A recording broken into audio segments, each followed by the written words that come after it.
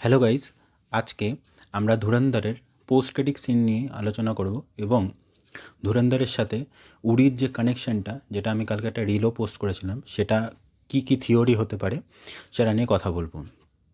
আর ভিডিওটার মধ্যে অনেক স্পয়লারও থাকবে, তো যারা যারা সিনেমাটা এখনও দেখেনি তাদেরকে রিকমেন্ড করব এই ভিডিওটা না দেখতে। প্রথমে সিনেমাটা দেখুন, তারপরে এই এক্সপ্লেনেশনে আসবেন, তো বেটার হবে। তো প্রথমে যদি আছি যে ধুরন্ধরের পোস্ট ক্রেডিট সিনটা নিয়ে, তো পোস্ট ক্রেডিট সিনটাতে দেখানো হয়েছে যে রণবীর সিংয়ের যে ক্যারেক্টারটা হামজা, সে কিন্তু অক্ষয় খান্নার যে ক্যারেক্টার যে রহমান ডাকেত, তাকে কিন্তু মেরে ফেলে। এবং এরপরে পার্ট টুতে যেটা দেখাবে সেটাতে দেখানো হয়েছে যে হ্যাঁ, যে রহমান ডাকাতের যে ভাই, সে হয়তো এম্পাওয়ারে আসবে এবং কিন্তু পুরো জিনিসটা কন্ট্রোল কিন্তু এই হামজা মানে এই রণবীর সিংয়ের ক্যারেক্টারটাই করবে। এবং যে এসপি চৌধুরী যেখানে দেখানো হয়েছে, যার সাথে মিলে হামজা যেই রহমান ডাকাতকে মারলো, তো সে এসপি চৌধুরীকেও কিন্তু মেরে দিতে পারে সেকেন্ড পার্টে, আমার যেটা মনে হয়েছে। এবং সেকেন্ড পার্টে এই অর্জুন রামপালের সাথে রণবীর সিংয়ের একটা টাসেল হতে চলেছে। এটা কিন্তু পার্ট টুতে জন্য ওরা করে রেখে, কারণ ট্রেলারে আমরা অনেক সিন যেটা দেখেছি সেটা কিন্তু পার্ট টুতে যদি ভালো করে লক্ষ্য করবেন, ওখানে অনেক সিন কিন্তু পার্ট টু এর জন্য, কারণ ওদের শুটিং কমপ্লিট। এবং তার সাথে কিন্তু যে রণবীর সিংকে যে ট্রেনিংটা দেওয়া হয়, কারণ আর মাধবনের যে ক্যারেক্টারটা, সেটা রণবীরকে হায়ার করে এই মিশনটা, ধুরন্ধর মিশনের জন্য।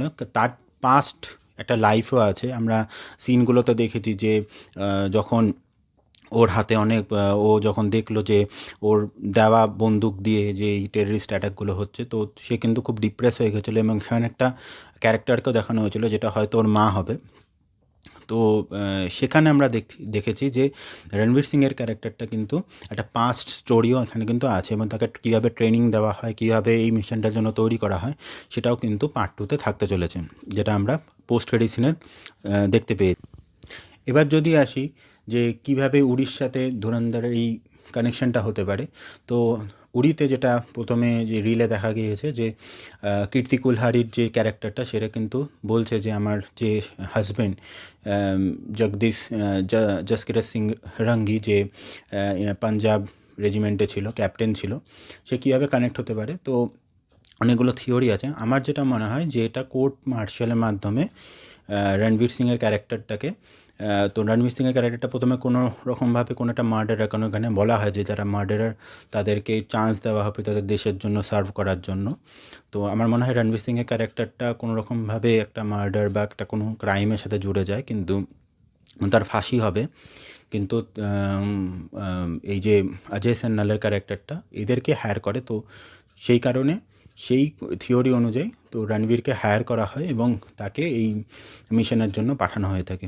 তো এরকম একটা থিওরি কিন্তু হতে পারে। আর একটা যেটা আমার মনে হয়েছে যে ধুরন্ধরের শেষে একটা ডায়লগ আছে যে এ নয়া ইন্ডিয়া হ্যাঁ, এ ঘর মে ঘুসেগা ভি আর মারেগা ভি, একই ডায়লগ কিন্তু উড়িতেও ইউজ করা হয়েছে। তো সেই দিক থেকেও যেহেতু মেকার্সরা এই ডায়লগটাকেও রেখেছে, তো হতে পারে যে আদিত্যদার এটাকে উড়ি ইউনিভার্সের আন্ডারে কিন্তু আনতে পারে। এবং এবং এই ধুরন্ধরের কিন্তু পার্ট টু না, এর সাথে অনেকগুলো পার্ট আসতে পারে, কারণ যে রণবীর সিংয়ের যে ক্যারেক্টারটা, তার কাছে কিন্তু অনেক বড় একটা লিস্ট আছে। যে এটা তাকে যে সে যে এখন মিশনটাতে আছে, সেটার মধ্যে কিন্তু অনেকগুলো নাম আছে। তো একটা নাম যেটা এই অক্ষয় খান্নার ক্যারেক্টারটা ছিল, তাকে তো সে শেষ করলো, কিন্তু এরপরে আরও অনেকগুলো নাম তার কিন্তু ডায়েরিতে লেখা আছে। তো এক এক করে সেই মিশনটা কমপ্লিট করবে। তো আমার মনে হয় না এটা পার্ট টুতে গিয়ে শেষ হবে, এটার পার্ট থ্রি, পার্ট ফোর এরকম অনেক পার্টি আসবে, এবং একটা ইউনিভার্স বা একটা বড় একটা ছবি হতে চলেছে এই ধুরন্ধরের। এবং তার সাথে কিন্তু টাইম লাইনটাও কিন্তু ম্যাচ করে। ধুরন্ধরের যে টাইম লাইনটা, ওটা ফিল্মে যদি দেখানো হয়েছে যে 1999 থেকে যে 2001-এর দিকে ওকে পাঠানো হয়, এবং 2008, 9, 10 এরকম 12 অবধি হয়তো ধুরন্ধরের মিশনটা এরকম চলবে। তো টাইম লাইনের দিক দিয়ে, আর উড়ির যে টাইম লাইনটা সেটা কিন্তু 2016-তে বেশ ছিল। এবং তো টাইম লাইনের দিক থেকেও কিন্তু প্রথমে মানে ক্রোনোলজিক্যালভাবে ঠিকঠাকই বসছে। তো সেই দিক থেকেও কিন্তু এই থিওরিটা, যেটা আমি কোর্ট মার্শালের যে বললাম, সেটা কিন্তু হতে পারে। তো এই ছিল আমার point of view post credit scene এবং উড়ির সাথে কীভাবে কানেক্ট হতে পারে ধুরন্ধর। আপনাদের যদি এই ভিডিওটা ভালো লাগে লাইক করবেন, কমেন্ট করবেন, শেয়ার করবেন এবং চ্যানেলে নতুন হলে সাবস্ক্রাইব করবেন। এবং যদি কেউ সিনেমাটা এখনও দেখেননি তাদেরকে বলবো প্লিজ গো অ্যান্ড ওয়াচ। এবং যারা যারা দেখেছেন তাদের সিনেমাটা কেমন লেগেছে আর আমার এই থিওরিটা তাদের সাথে একমত কিনা সেটাও জানাবেন। বাই বাই, পরের ভিডিওতে দেখা হচ্ছে, টাটা।